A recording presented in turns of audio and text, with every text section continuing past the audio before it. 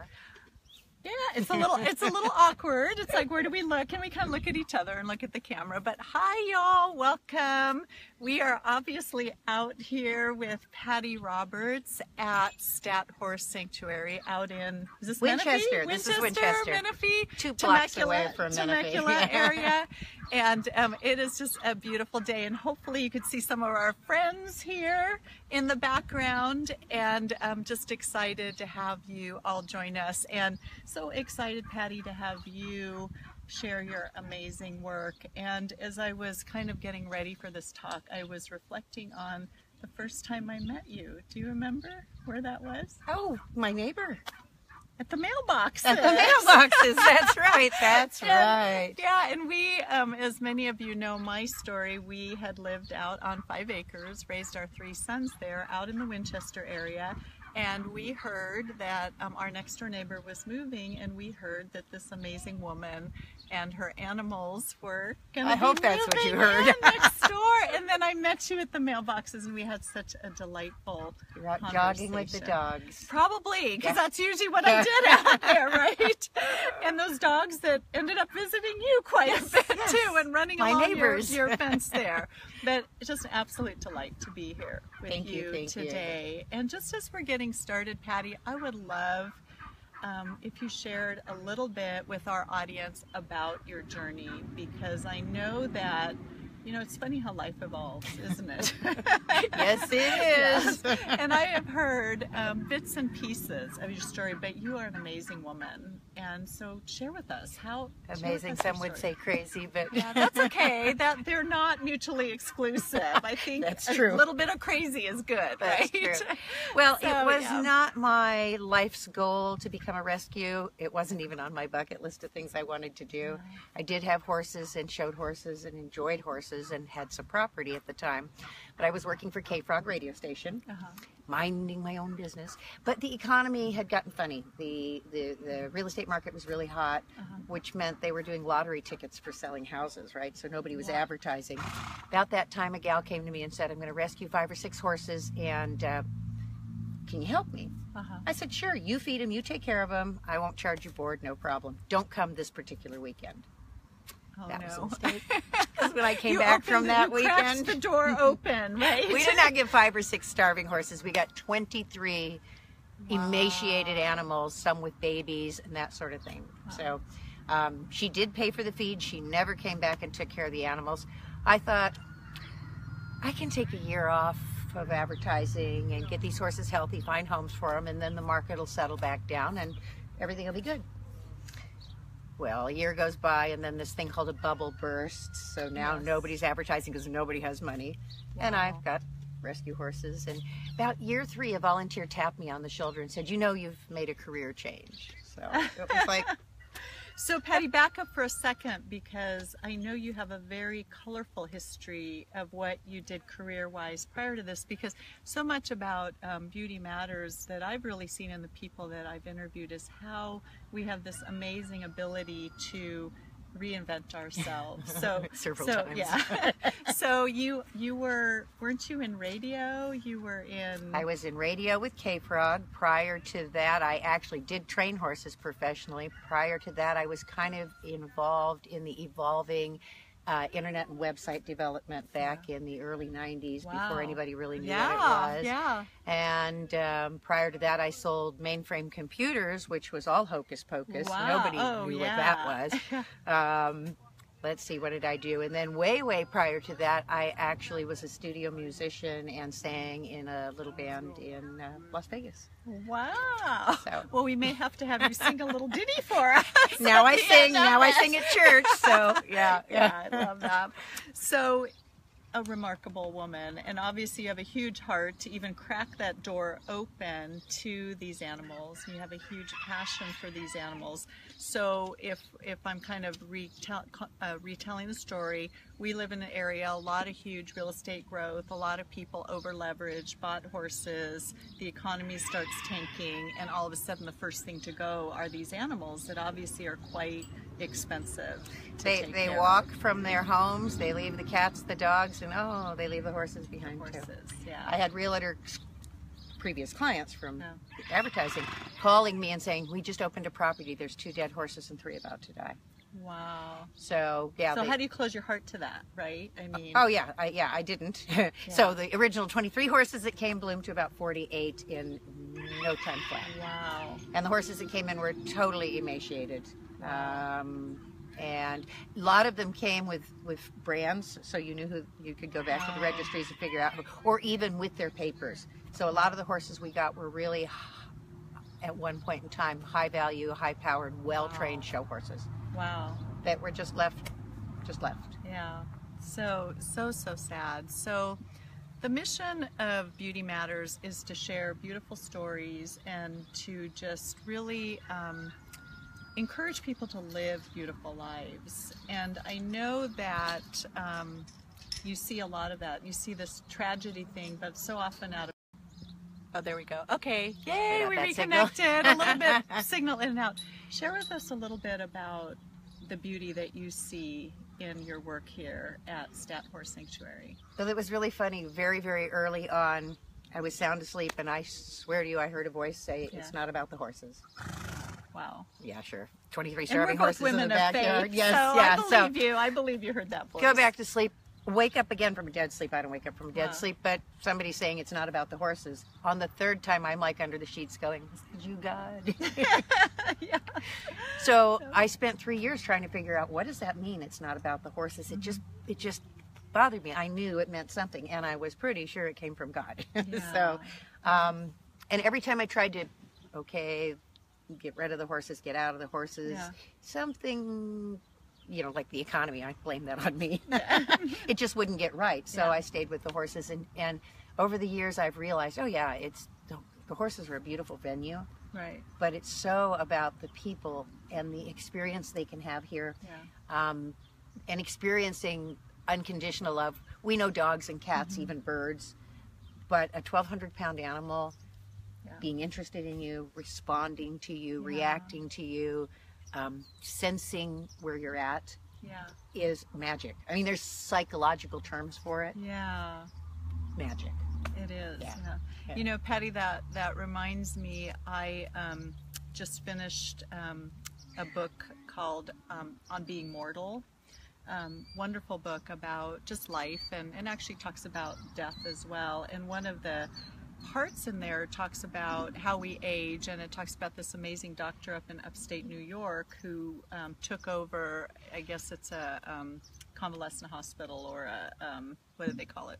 I'm blanking out on it. Like a hospice? Well, it wasn't even a hospice. It was like a convalescent hospital for aging people. And he walked in there and he was so shocked by the lack of life there. And so what he did, which was totally transformational, and it goes along with what you were saying, is he somehow got the health department to approve that they would not only put plants in every room, but they adopted dogs and cats, and they put birds in every room. And literally these animals became life givers.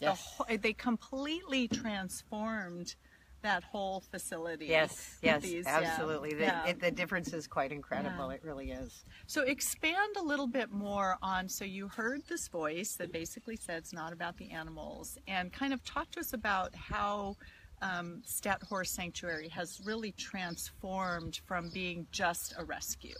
Yeah, because the original rescue, I figured it was a one-up, one group of horses, 1 year, a couple of years go by, it's a lot of horses. I was giving riding lessons, so the horses were kind of supporting themselves, but then they aged, because we talked about convalescent homes. Yes. I am running a convalescent home. And when I was showing horses, 28 to 30 was an old horse. You were going to lose it. Yeah. The horses behind us are all in their late 30s. Wow. Yeah. And matter of fact, I think the average age are they here living is about longer? Is that? They are here. They are here. I guess love just blossoms. You know, it's unconditional love. It's fresh water. It's good feed. It's retirement. Whereas they're not being asked to do anything. You know, they aged out of giving lessons and that sort of thing. But they want the love and they want the grooming. So we started doing special needs days here, where we would bring different groups out. Autistic seem to have almost a telepathic thing with horses. It's pretty interesting. So I gave a talk to an organization called Civitan, and about what I was doing. And the next thing I knew, they put together something called Ride for a Cause. Okay. And the first Saturday of each month, we bring a group, whether it's kids or adults, 8 to 10, and we bring them out and let them experience the horses and interact with the horses and that sort of thing. So we've been doing that for about 5 or 6 years. I'm now the president of Steppe. Don't know how that happened. Another door you cracked open. Hi, right? Yeah. I'm your gal. But it's wonderful because their whole thing is they're a nonprofit helping other nonprofits, kind of specializing in the developmental disabilities area. Oh, beautiful. So I have seen through what we've been doing here, and we work with veterans with PTSD. We work with moms with teenagers. Yes. You know, for the moms or the teenagers. Yeah, it helps the whole situation. Whole dynamic. Yeah. But we have a lot of kids that come for community service hours. Oh, excellent. And the mom, the first time, will come along because she kind of wants horses, you know, and mom will hang out. And that's a good thing because when you're working with horses, you're opening gates, you're picking things up. If you have a buddy helping you, so suddenly this teenage mom thing becomes a buddy and a partner. That's beautiful. You're on the same side of the fence. Because your focus is the animal, you know, and the animal's focus is you, and it's just, it's pretty amazing. I am now progressing to the next stage because we turned into a sanctuary where we've opened it up for basically donations, and that's how we're supported, is donations. There are no grants for old horses. I tried, just none out there. But then I found a organization, a certification called EGALA, which is Equestrian Guided Assisted Learning. Oh, wow. Okay. So I will be certifying in May for the facility, and then EGALA certified therapists will bring their clients here. Oh, that's beautiful. So there is really a psychological basis. I mean, I don't know all the terms yet, but I knew that. I mean, you see it, you know it. You see how people react to the horses. The vets with PTSD, it's amazing. They'll come in with a bad attitude, and you find them 2 hours later snuggling with horses.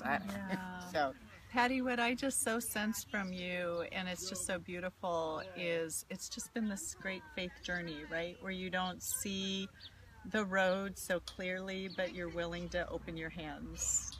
Let me tell you that time management, marketing, planning, 5-year goals, 10-year goals. Okay, I was all into that. Yeah. And about the 15th business plan that I had to tear up because at the last second, that property next to you, we had a full cash investor for that property, and the most bizarre thing happened, and we weren't able to go through with the deal on the property. Yeah.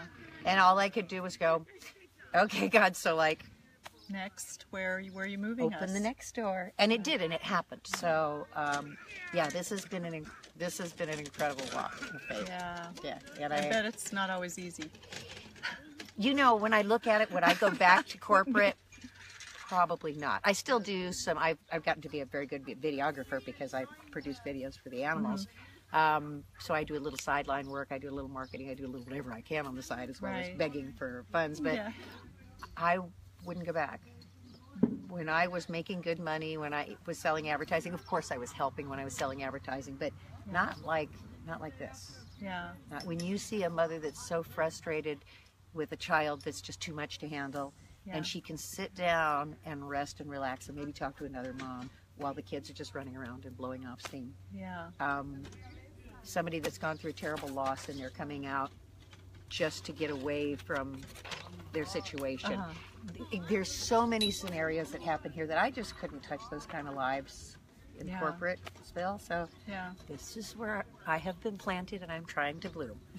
Well, and that's the beautiful thing about open hands, right? Is, you know, I think there's this idea that, okay, I'll do that, and then somehow the blessing is always so much bigger than we can even build or imagine. Even what we expect, too. Because I did not, I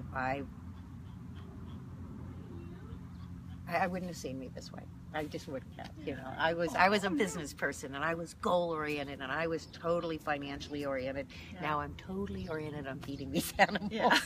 Which is a different kind of financial orientation, right? Truck's got 427,000 miles, but that's okay. You got a lot of mouths to feed there, don't you?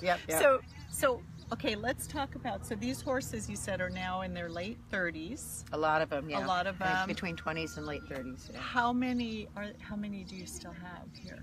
And are you getting new ones in, or what is the situation now? I try not to get new ones in. I'm even very low profile about articles being written on me. They'll write articles, but every time they do, people want to donate. Yeah. Their horse. This is a liability. Let me explain it. You know, donate money, donate feed, don't donate the horse. Yeah. But if you make me cry, I wind up with the horse. So therefore, yeah. Don't listen to that. Nobody cry. Nobody cry. That's right. I'm fine. Yeah. Yeah. So, and that's how most of these horses have stories, and they're sad stories. And I was able to take that sad story and make it an unsad story. Yeah. So where, you know, somebody's crying a widow because they can't take care of the horses, and they're going to have to put the horses down. No, you don't. They're here, and she visits. So, yeah. So do you have any favorites? I know that's probably like saying, most of them are deaf. Child? I could say yes, but I have favorite stories. Yeah. I have horses that are just phenomenal with the special needs. Most of these horses were high-powered show horses. Yeah. So they didn't know from little kids on their back. They didn't know from wheelchairs. They didn't know from scary things, right? Mm-hmm. And they have aged out to be incredible. They will let the kids hug on their legs. Wow. Not something I encourage, but they're old. They can't kick. They can't stand on 3 legs. Don't worry about it. But they're gentle, and they communicate, and it's what they need and what they want to give is that unconditional love, and they want it back. Yeah. They've all, even the ones that came in kind of hyped up, they've mellowed out. And they're more focused, they're more relaxed, and it's really kind of neat. Yeah. It's sad to lose them because this is horsey hospice, but horses go differently than people. They just get old and then they go to sleep most times, you know, so. So share with us a story of interaction. Like, can you think of anything where a horse has really impacted somebody? I can think of lots of them, but the one we were talking about earlier, this was early on when I had the horses, and one of these guys he's a handful. He's really good with me, but he's a handful. No, this is a white one, Lego. Okay. And we had a really hardcore teenager, a real problem child. But at the ranch, they're never a problem. Mm-hmm. The worst of them are sweet here because the animals are sweet. They have nothing to, there's no reason not to be sweet. So they're good here. Most of the time. This one was a tough kid. Yeah. And she was a good rider. So I thought, well, I'll put her up on him. He's a handful, but he's not dangerous. He just wants you to demonstrate that you know what you're doing. Okay. So she goes around a little bit, and he does this. He stops dead in his tracks and does like a cat stretch. It's the weirdest thing. He's the only horse out of all the horses I've had. He's the only horse I've ever seen. Oh my goodness! It's kind of like passive-aggressive behavior. Yeah. He didn't throw her. Yeah. He just scared her. What was that? He could have laid down and rolled on top of her. And I said, "Oh, he's just pulling your chain." And he did a couple of other things, and finally she's like, "I want off," and he wouldn't let her off. And he's very well trained, right? Yeah. He'd prance and dance and even do a little buck. Yeah. She wouldn't let him, not enough to throw her off. He wouldn't let her off. Yeah. And she starts to cry. Big tough kid. And I said, no. You're going to stay on the horse. I said, this horse is behaving exactly the way you behave to all the adults and people who care for you in your life. Wow. Okay. Just came out. It was one of those God things. It was the right thing to say. I said, I'm going upstairs. Or up the hill where the house was. Yeah. Going up. Going to fix myself lunch. You figure it out. Wow. Crying. It was kind of mean. But that was probably hard, tough love. Tough love, yeah. She thought about it, and it was just what came out was the truth. Yeah. And whatever that attitude was. And so this was the beginning of my realization that horses really reflect. Because when I came back down, spoon of peanut butter in hand, she was performing that horse. I've got a picture, and that horse is breaking level. He's doing everything she's asking him to do. And she's got this smile. Like what a victory. What a breakthrough concept. Levels. Yeah. That was beautiful. Yeah. So Pattie, what is it about animals? I mean, there's what is that bond? How can animals go in some ways deep? I think it's because they have no pretense. They don't hold grudges. I mean, some of these horses were abused, and you wouldn't be able to. We got a couple that are a little food aggressive, cowboy. But they don't hold it emotionally. And they also reflect your emotion. Yeah. So, the horse knows I'm scared. Yes, he does. Yeah. Get unscared and watch the change in the Right. horse. And it's an immediate thing. You can take a horse, try to do an exercise. I can point something out to you as simple as leading the horse over a log. It won't go, it won't go. We talk about how you're relating to it. You soften up and it walks right over. So there's instant gratification. Wow. If you look into these big eyes, they're just... Oh, bud. He has a fly mask on, so we didn't blindfold him. It's to keep the flies off. Perfect. He came over. Too bad he couldn't show us this. But it's deep and it's pure and it's just, there's no why is this horse, what's the deal, you know, when people meet people, even if you're in therapy or something like that, there's still always the little positioning. Yeah. Dogs are all about take me for a walk, give me a cookie, right? Yes. Horses want to interact with you, whether you pet them or don't pet them. They like that. They're very Someone intense about that. told me that they're kind of a cross almost personality-wise between a dog and a cat. Is that true, would you say? No, they're a horse. They're a horse. Good answer. Dogs and cats can communicate more with their paws. You do not want them communicating with their hooves. Yeah. So they really have, the only way they can communicate, because even body language, a 1,200-pound horse can be intimidating if it wants to rub up against you. That's like, ooh, I'm scared. And they realize that, they can feel that. So they'll low gently on you for communication. They'll look at you. They'll give subtle things, you know. So when you connect that one horse and rider being one, the reason that is such a thrill is because that's just a thrill. You know, you're suddenly functioning, you're thinking, bend to the right, and suddenly it's happening. Wow. It's almost just intuitive. It's incredible. And that's why the people that are disabled and can't walk perhaps get up on a horse, even if it's just a little ride around, which is what we do at the Ride for a Cause. Wow. It's neat because they are moving and they are up high and and this huge animal is cooperating with them. Well, and we know there's going to be horses in heaven. Absolutely. They're coming out of heaven, so they got to be up there to start off with. I keep 2 white stallions just in case. They're here. Oh, so beautiful. So talk to us about the specific programs then. Right now, what do you provide? Right now we have the monthly Ride for a Cause, and I try to do that not as an individual RSVP, but a group. So a group of 8 to 10. Sometimes they're adult living homes with disabilities, and what we do is we give them a day here at the ranch. We have different days and programs. We have a handicap accessible garden for vets or you know, anybody that's disabled that wants to, that was originally set up for the vets. They came out when we had the power tools. Flowers were not their thing. So. The vets aren't coming back for the flowers. Not for the flowers, not for the flowers. So I actually do classes with the horses where we will put a horse in an area and I teach you how to react to the horse, how the horse reacts to you, what your body language means, that sort of thing.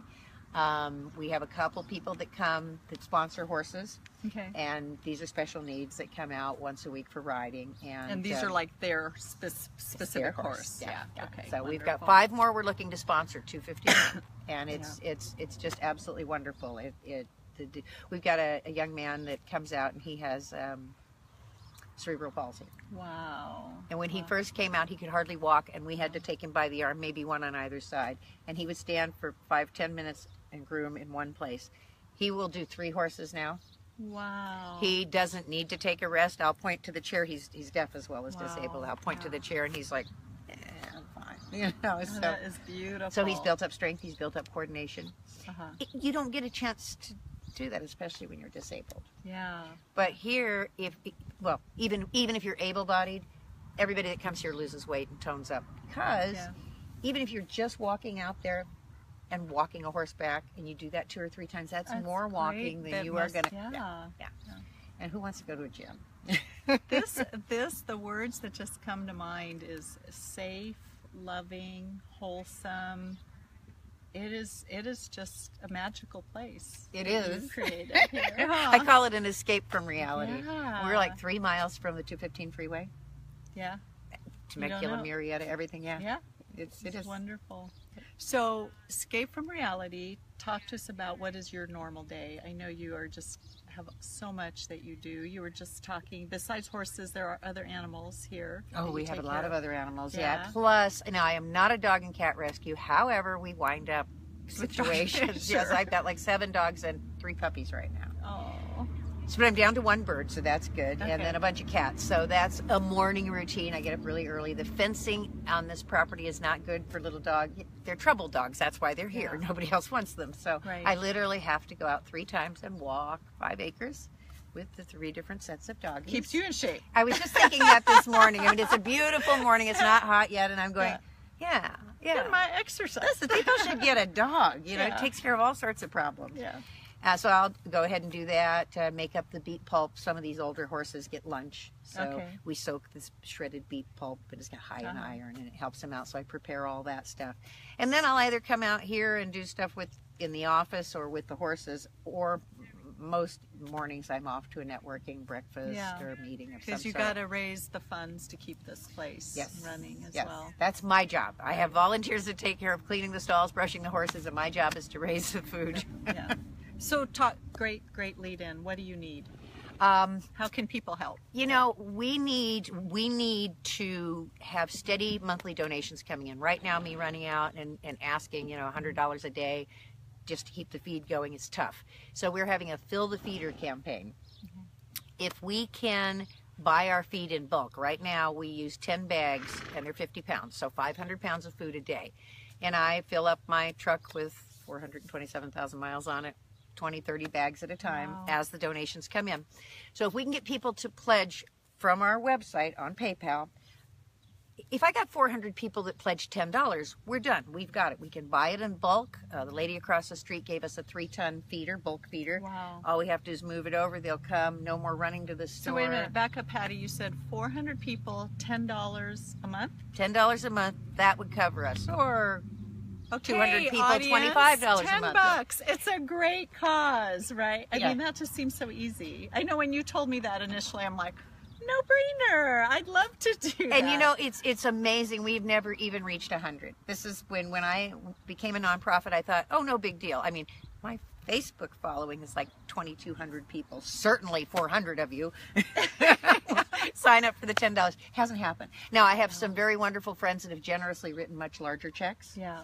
But honestly, if I had it coming in where we could count on it, it's almost better, huh? It's almost better because we go through literally about 6 tons of the feed, so we need to fill that twice a month, and it's $1,500 each time we feed it. But that makes a 20% savings in the feed.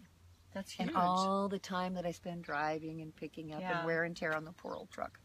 So if anyone has a truck they'd like to donate. Trucks too. Something with less than 427. I've got to say though, it's a Dodge Dually, Turbo Cummings, runs like a dream. I mean, I should do a commercial for Dodge. Any Dodge people out there? Yeah. Yeah, become their gal. That's right. By Dodge, That's right?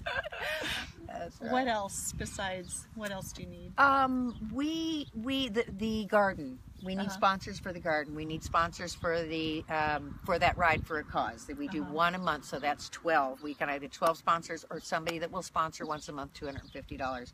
And what for that a specific horse. Well, that $250 is for our day of ride for a cause because we feed everybody. Okay. So if we have 10 disabled people, we have another 15 volunteers that are there. They come with their people. We have our people. So we feed like 25 people, and that's even giving us a deal. That food's expensive. Sure. So we've done it potluck, but it's more fun when we find a restaurant or a sponsor where we can actually pay a restaurant. Right. So we've got that. We've got the small animals. We have. Most of our stuff comes from 4-H programs. Kids don't realize that going to market and raising this cute little animal, going to market means they're going to get slaughtered. You can't sell it to your Uncle Dave or keep it in your backyard. That's the deal. You're selling it for slaughter. So there's the old movie Free Willy where they let So there's all sorts of animals from 4-H that are let loose in the neighborhood, and most of the animal shelters around here know that they can bring them here. We've got a sheep and a ram. We've got an assortment of goats. We've got 3 pigs right now. Oh, really? Wow. Yeah. And ducks and geese and ducks. You used to have, when we lived next to each other, you had this cow. Massive. He was the biggest cow I think I've ever seen in my life. Mac the cow. And actually the dairy farmers on occasion came out and looked at him. He was so big. Was he an anomaly? They never lived that long, so we don't know. They just keep growing. Yeah.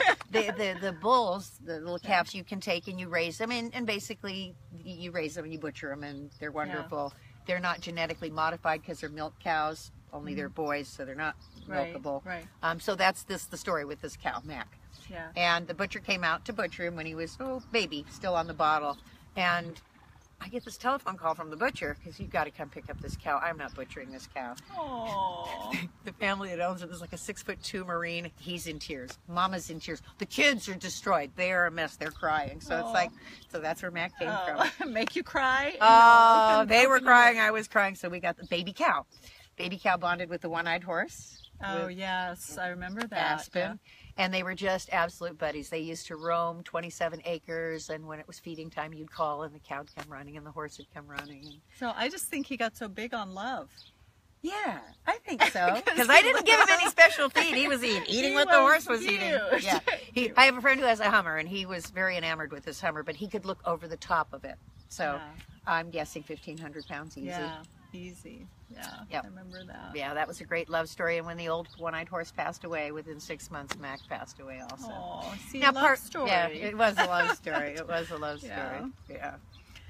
Okay, so we've talked a little bit about how our viewers can get involved, and what I'm really hearing is even if they would just do that $10 donation, that could actually be the best thing. And the best way to sign up for that is through your Facebook page or your web page. Or I have a donate button on the Save the Animals Today page, and also SaveTheAnimalsToday.org. Great big button that says donate. And we'll put that down below on this video, so it'll be an easy link. Yep. So, and I think I actually had a link originally when I advertised this. What are you doing back there, buddy? They're checking out what the camera is. Photo bombs, like, all three of this. What is our mommy? This is the old man's pasture, yeah. What is she doing here? Alrighty, so just as we're wrapping things up, can you share with us a few resources or great books or something that if anyone is intrigued in this kind of work, or, you know, anything you could think of? You know, it's funny, often when I get interviewed, somebody will say, so what would, or it's a kid interviewing me, you know, so what advice would you give me if I wanted to do this? Here's the advice that I would give you. Find an organization and volunteer. Find an organization and donate. It's a huge commitment. It's a lot of work. And I don't even know that, unfortunately, a lot of nonprofits, we're all kind of looking for the same dollar. We want you to donate 10, and they want you to donate 10. And so we don't really buddy up a lot, which is a shame. But the internet is just a wealth of information. It's just an absolute wealth of information. So really the best way to help an animal is to help a rescue. You know, whether it's you want to help lions and tigers and bears, or horses, or cats. There are so many wonderful rescue organizations, and they don't all have to be big. You know, and although being a 501c3, if you're looking for big donations, is a great thing, you can donate to somebody that's not a 501c3. You're allowed to donate $500 off of your taxes without documenting it. Okay. So if the girl next door is constantly catching feral cats and neutering them, and you want to help her. She doesn't have to be a nonprofit. You know, so that's. So I guess we're just saying, open your heart to wherever you feel led, and if this is something that you resonate with, and again, this couldn't just be more perfect. Look at this amazing horse behind us. Right, and this is such an old horse. He's in such good shape. Who is that? What's his name? That one is AJ. AJ. AJ should have been put down probably 9 years ago. He was all crippled and arthritic from being left in a tiny stall, and we've worked him, and we have a wonderful chiropractor, Dr. Larry Allen, that comes out and works on the animals. Oh, that's wonderful. So all right. So can you leave us with a quote? Oh my goodness, with a quote? Probably not. Okay. But my tagline? Yes. This is a place where saving horses' lives changes people's lives. That is a wonderful quote. Pattie, thank you so much. Thank you. This was fun. So fun. And our little friends. Thank you, sweet friends, and thank you all for joining us. We love you, and have a blessed day. Bye.